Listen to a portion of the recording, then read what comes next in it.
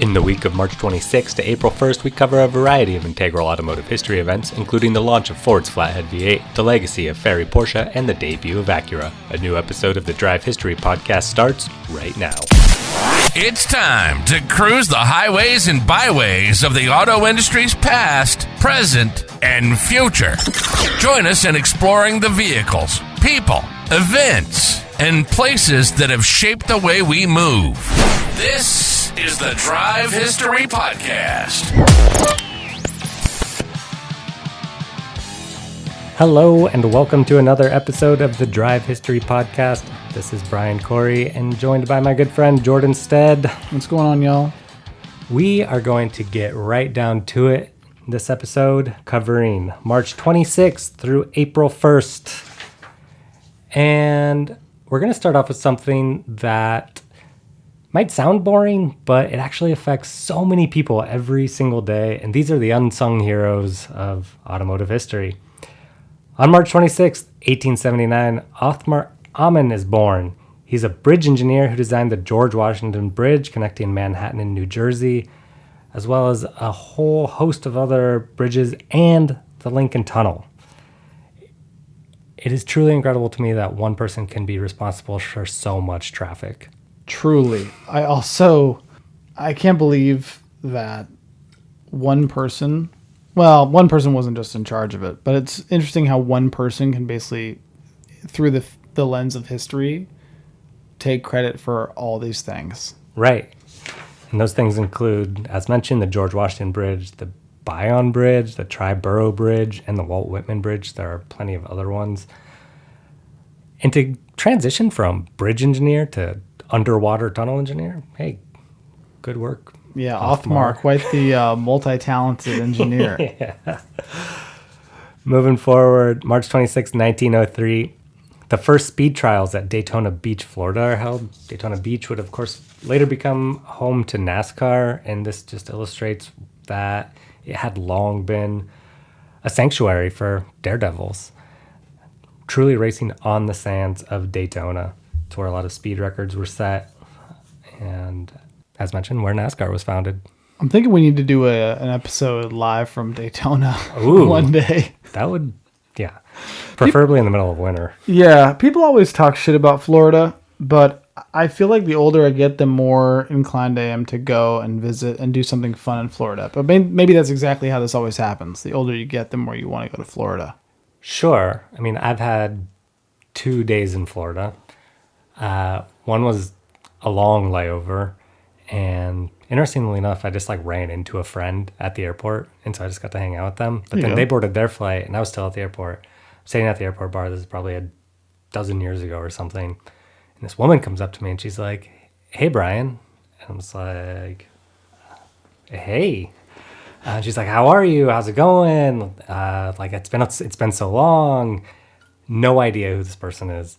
Nice. And she's like, "You're Brian Smith, right?" And I was like, "No, I'm a completely different Brian." And she just thought I was this other guy. So anyway, there's another handsome Brian running around. Nice. Well played.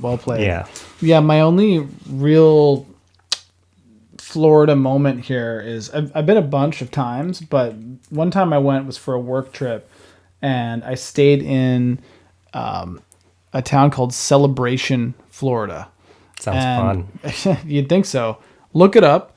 I'm going to butcher this, but basically the history is it was a town constructed to be like the place where you would live and stay and visit Disney World. Oh. It's right close to Disney World, but it's resort super town. weird. It's even crazier than that. It's like, what's that movie?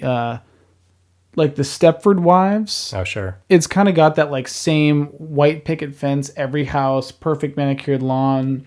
All the houses the same construction, just different colors. It's a real town. It was constructed in the, I think, 80s or 90s.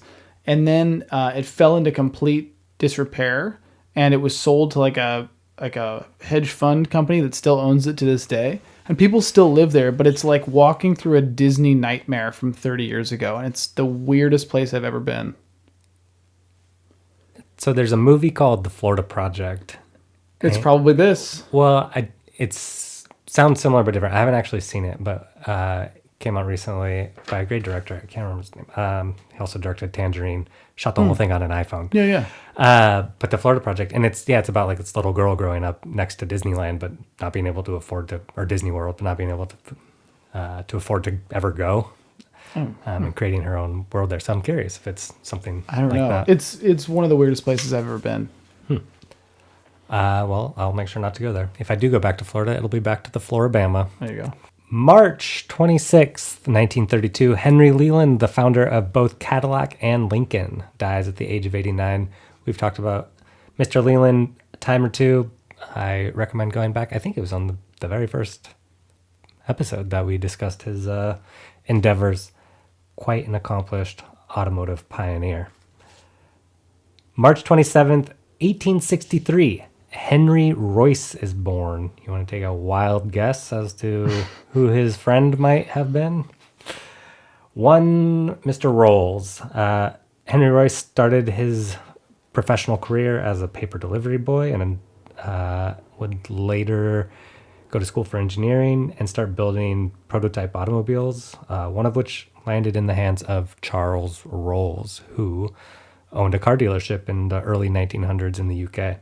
What a story that would only happen at that time. Oh, sure. Like, for one, let's talk about this.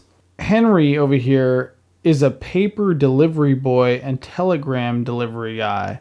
But for some reason, he's also building prototype vehicles. Well, I think that was like when he was younger and progressed into engineering school and that kind of thing. But there was so much experimentation at that time too. Like, imagine that. Like, why can't we just go build a car? Like, there were so many people in the 1890s-ish just building cars in their sheds, in their cow sheds.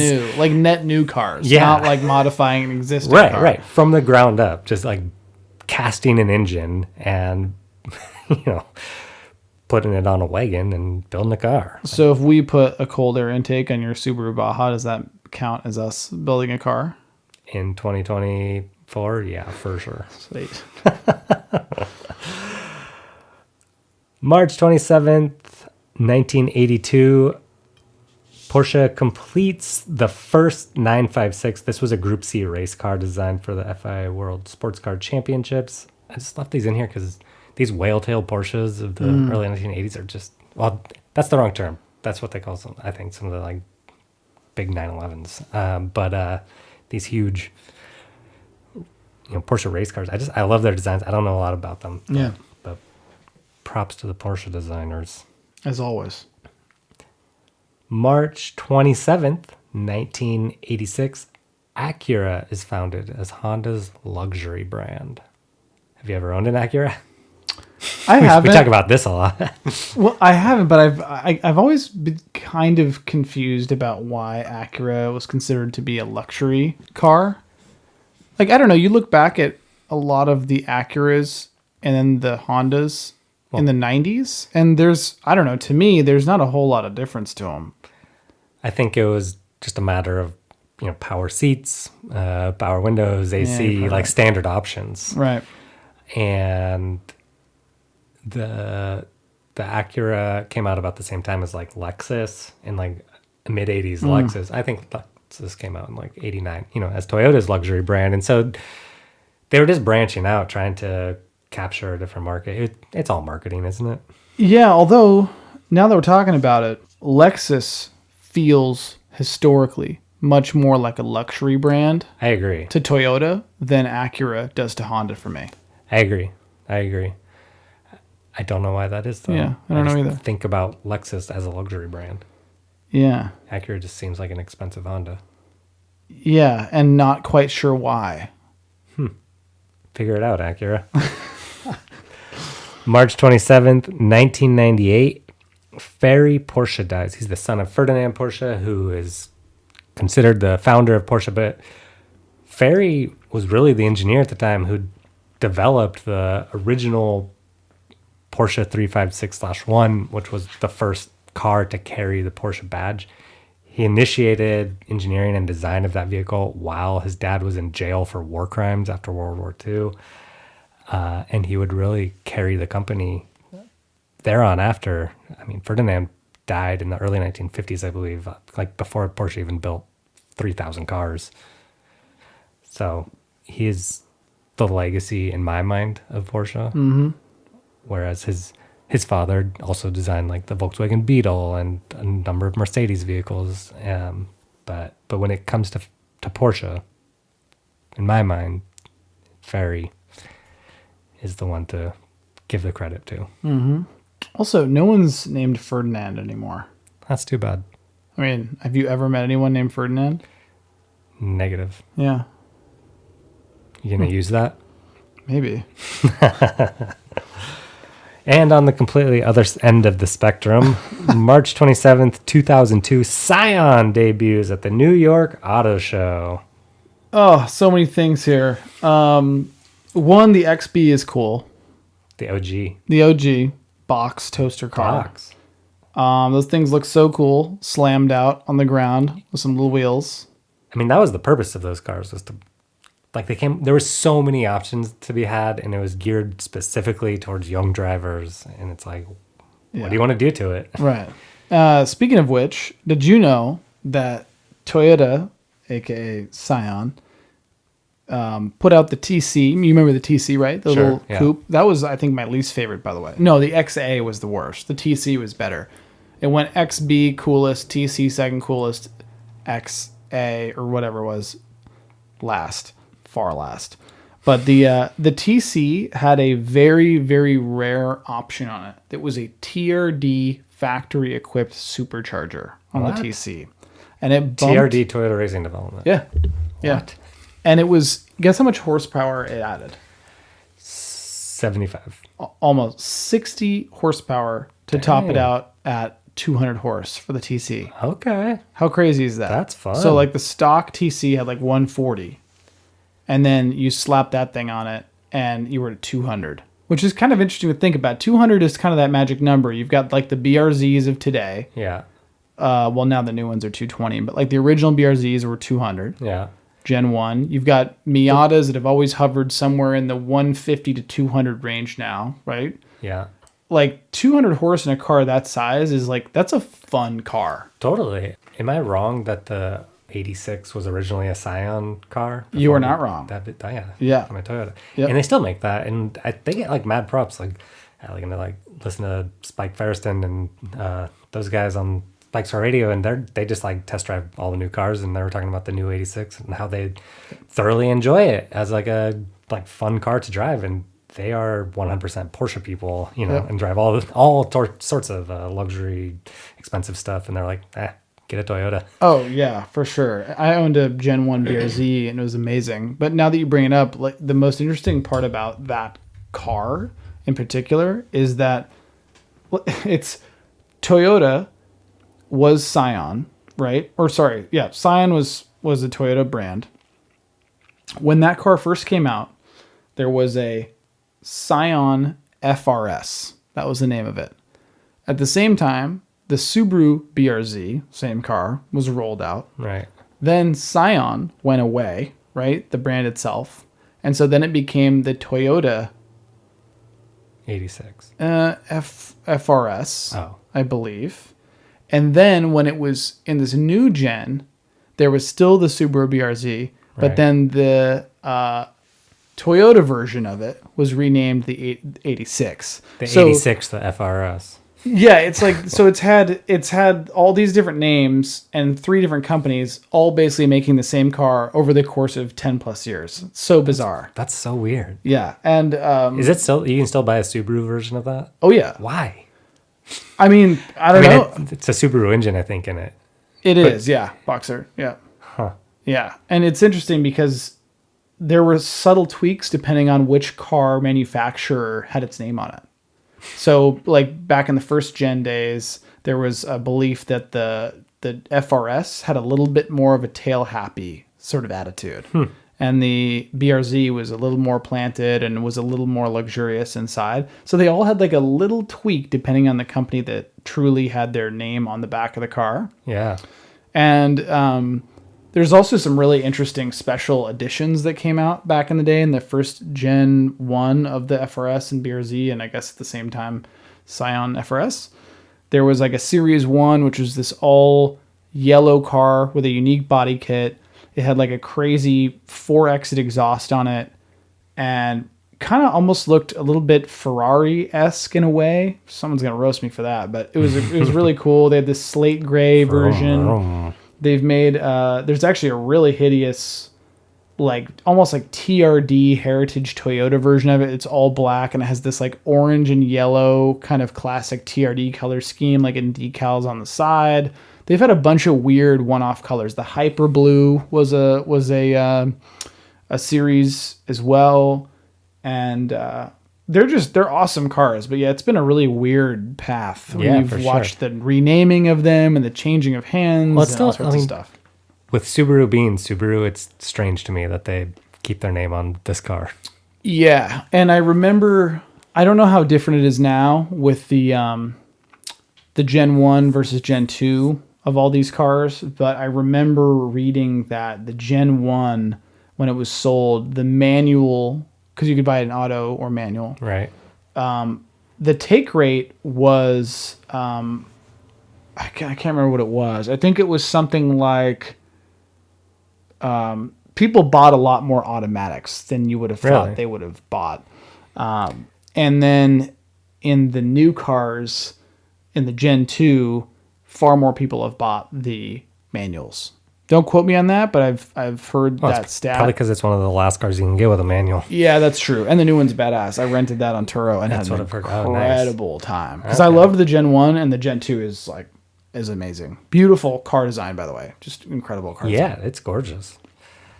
We're going to have to start doing some more car drives off Turo. Things like that. I know. Okay. March 28th. 1900, the British royal family, headed by King Edward VII, receives its first automobile, a Daimler Mail Phaeton. Oh, chill first car. Yeah. That's what I wanted when I was 16. It's just so interesting to think about, like, the first thing to be given to some iconic people. It's like the first presidential car, the first royal car. I bet it's still what they drive to church on Sundays. Probably. March 28th, 1941, construction of Ford's Willow Run plant begins in Michigan. It would become an integral part of wartime production of airplanes.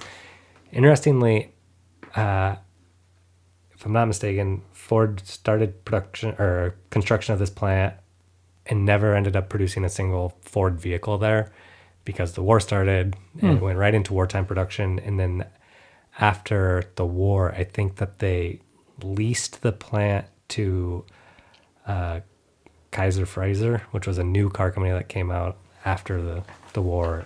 They only lasted a few years, and then General Motors bought the plant. I think they still use it to make transmissions. Okay. So now you know. Yeah. March 29th, 1929. Henry Seagrave becomes the first person to go 200 miles an hour on land, driving the Sunbeam 1000 horsepower. I read that as Suburban, and I was like, say what now? His 1000 horsepower 1929 Chevy Suburban. This car is really interestingly designed. It's got two engines, one placed in front of the driver and one behind the driver, each about 500 horsepower, and they're aircraft engines. So that propelled him to 203.79 miles an hour. Describe to me where do you fit an aircraft engine on a vehicle, especially two of them?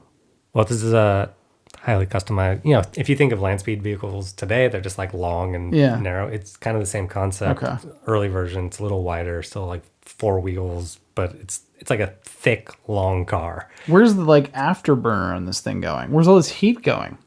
That's, they probably had some sweet MagnaFlow. AKA just like a pipe. It's just like a sewer pipe or something back then. It's amazing. That's a great question. We should probably get an engineer in here. Probably. But we need more professionals on this podcast. Yeah. There's a lot of armchair shit going on. That's fine with me. Yeah, that's fine. He ended up dying No, you don't say. A guy who's in a car powered by two aircraft engines. But he died in a boat. Oh. Also trying to attain a water speed record, though. So, and he... Really pushing the limit. He, was like a definite daredevil of the era. March 29, 1971, the Jaguar E-Type Series 3 is introduced, featuring the new Jaguar 5.3-liter V12. The original E-Type, they look very similar, was introduced in 1961, and it's the car that Enzo Ferrari himself called the most beautiful in the world. Damn, high praise. Right. And it truly is like an absolutely gorgeous car. And you can buy these later E-Types for not an crazy amount of money. The original early 60s ones, they'll push $100,000 easy, but I think you can get the Series 3 ones with the V12, usually with an automatic. I see a lot of them, but they're like sub $40,000 sometimes, to be able to drive it. Absolutely gorgeous car. It's very Quality-ville, long front hood, like just small little cabin. Yeah. Beautiful. I always get excited when I see like the word V12, the phrase, the designation V12 on paper. And then I always look at the year that it was made and I'm like, oh yeah, cool. Big old V12 that probably made 80 horsepower or whatever. Right. I was talking about it before with somebody, like the first Maserati, I think it was, had a 1.5 liter V12. 1.5? I believe so, yeah.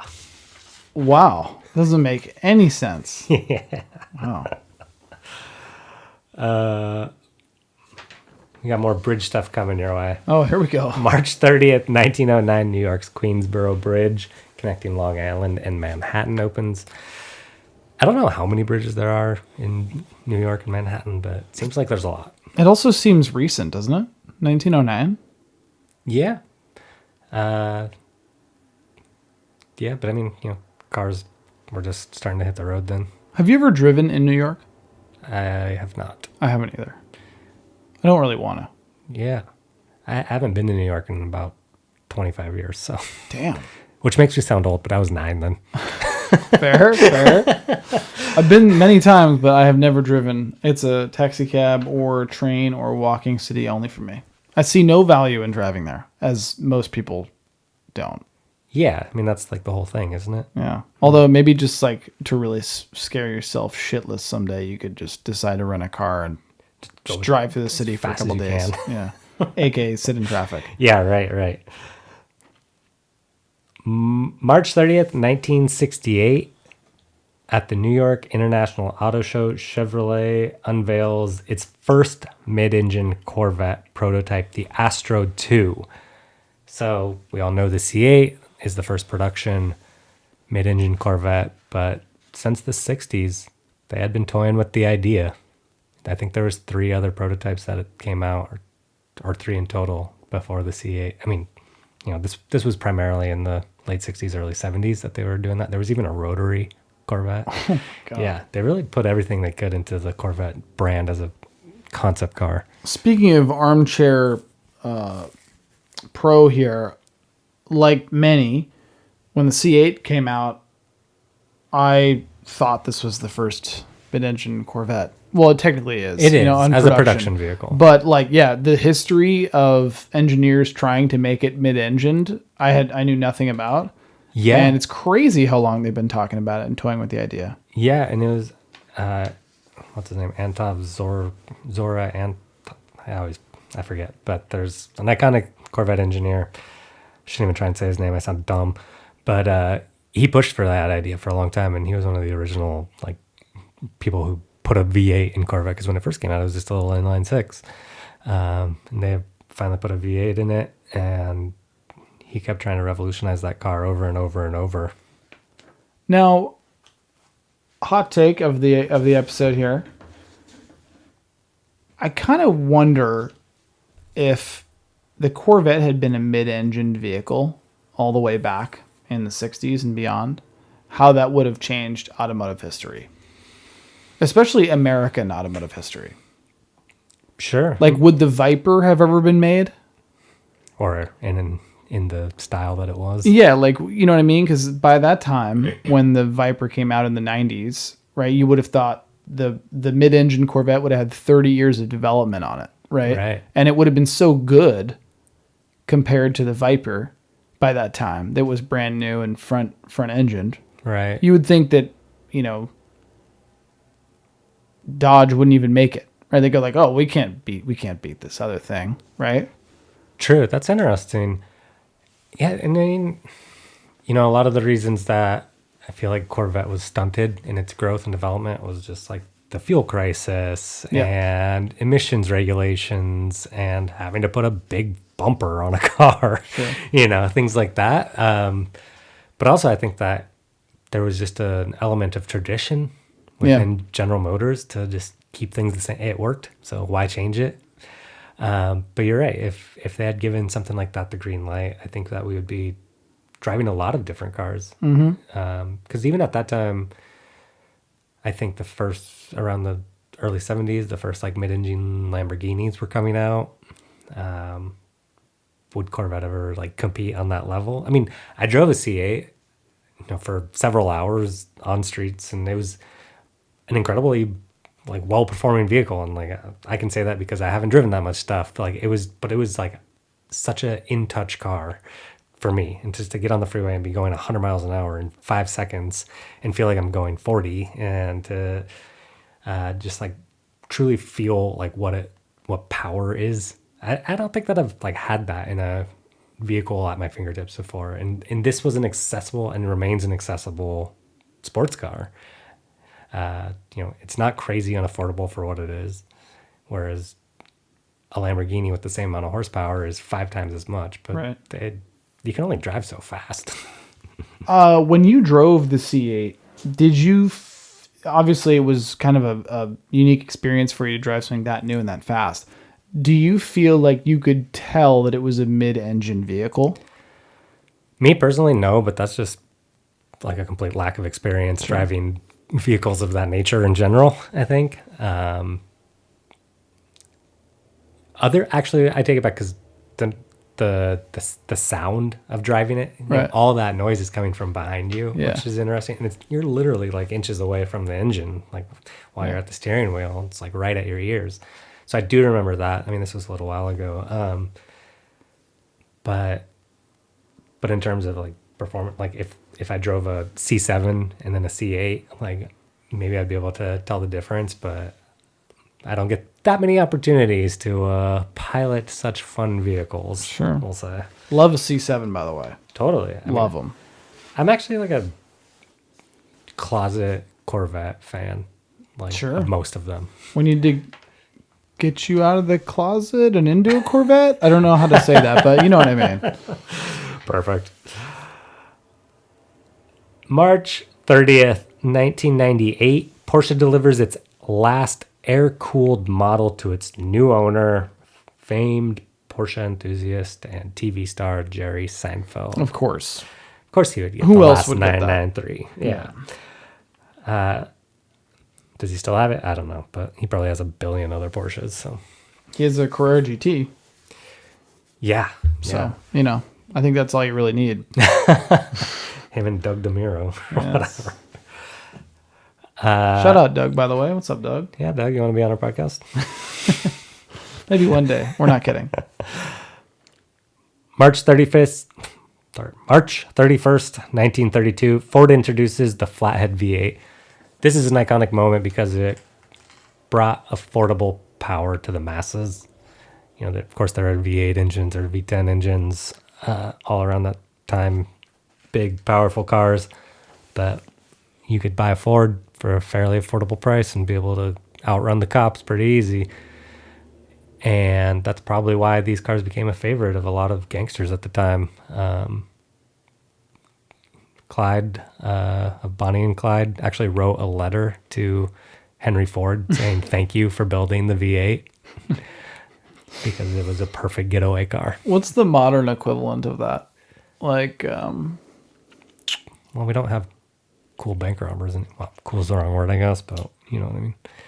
it's like a Bitcoin scammer, like writing a shit coin creator and being like, thanks for doing this. I scammed a bunch of people. It was awesome. Yeah. Great. Perfect. Way less cool story. Yeah. Yeah. March 31st, 1949, race car manufacturer Abarth & Co. is founded by Carlo Abarth. Oh, man. I mean, everybody's already heard this literally 4 times now. But former Abarth owner, former Abarth lover. And the only thing I haven't said yet about this was when I was in Italy a couple of years ago, I got to see a bunch of old 500 Abarths. Oh, cool. Really rad. Yeah, I bet. So cool in Italy. So, like, beautifully restored and all sorts of fun colors and a bunch of cool little Abarth stickers, Abarth Club stickers, and stuff like that. Dang. Very cool. It's like a cult following. Oh, 100%. 100%. April 1st, 1932, Franklin Automobiles introduces their first V12. This is interesting because Franklin only built air-cooled vehicles. So it was an air-cooled V12, and their, aside from building air-cooled cars, kind of iconic trademark was this big round half-barrel hood on all their cars. Cool. You should definitely Google one sometime. They're very interesting. They have like exposed like carburetors on top of like it's just like a really unique appearing engine. Cool. So peep it. Yeah, I wonder how many dozens of horsepower that one had. At least 7, right? Yeah. April 1st, 1961, the first mass-produced amphibious automobile, the Amphicar, was introduced. I don't know if you've seen these before, but they're like pretty awesome. Like I have not, but was it in James Bond? Was it in Thunderball? No. When he drives underwater? No, that was just like a custom Lotus. Okay. But this was an actual car that you could just drive straight from the road into the water, and it became a boat. And they made like a good number of them. I don't know how many, but several, like they're still around. Is this the dumbest thought ever? But why don't we have something like this now? That's a great question. Like, Great question. I could see a lot of people finding use in this. Right? Especially like if you lived on the San Juan Islands. Totally. Yeah. Come On an on. island, or even just someone who, well, obviously lives in an area with water or an area to commute in water. But even think about, this is a dumb example, but you know, imagine you have a cabin right on a lake or something, or on a river or whatever, and you got to drive your car there to get there. You're like, well, I want a boat too. You just huck that thing in there, man. Yeah, just like, drive right in. Who wouldn't want to do that? I think that we should probably secretly start working on this. It's right, yeah. So we'll put a big stonking V12 in there with 37 horsepower. But I mean, well, earlier before the podcast, you and I were talking about how the Tesla Roadster might be coming out again in the near future with a sub 1 second 0 to 60 time. And you were relaying to me that there was the possibility or potential that this was going to be powered in some way like Jet propulsion from below, and lets the car hover to therefore be able to go faster. They would like tilt, supposedly. Right. So it would push like the car forward to get that 0 to 60 time apparently. And then you could supposedly tilt the jets, I guess you call them, or like compressed air down, and it would make the car hover. But can you actually drive it like that? I have no idea. So the point I'm getting at here is, I imagine a lot more people out there would be more compelled to buy a vehicle that they could just drive into the water and have it be a boat than saying, I want to buy a Roadster that goes 0 to 60 in less than a second and uses random air puffers on the bottom to make it hover. What is the fucking What if it hovers over the water? Okay, I'll take that. Elon, your move. Jesus car. Yeah. Oh, man. That will be interesting to see. And it is April 1st, so maybe we're joking, but probably not. April 1st, 1970, the AMC Gremlin is introduced. It's marketed as It is marketed as an American-built import. I think that they were getting at is that it was fuel efficient and small. Wow. Okay. Because it originally came with a 199 cubic inch 6-cylinder and could be had sans back seat. Okay. However, it would not be long before you could get it with a big honkin' 304 V8. What? I didn't know that. Yeah. What was the weight distribution of that car like? Like this. Yeah, it just like scraped the front bumper as it was driving down the road. That's insane. I had no idea there was a V8 in there. Yeah. It was a popular little hopped up compact back in the day, I think. Yeah, no shit. Also, I love the name Gremlin for a car. Right? I think it's a great car name. Well, it's way better than 323i. XI, X-Drive, 40i, Yeah. D, whatever. Yes, I want car companies to call cars something. Yeah. They're so much easier to remember. Okay. Let's... Ooh, speaking of which, Uh-oh. you ever played this game?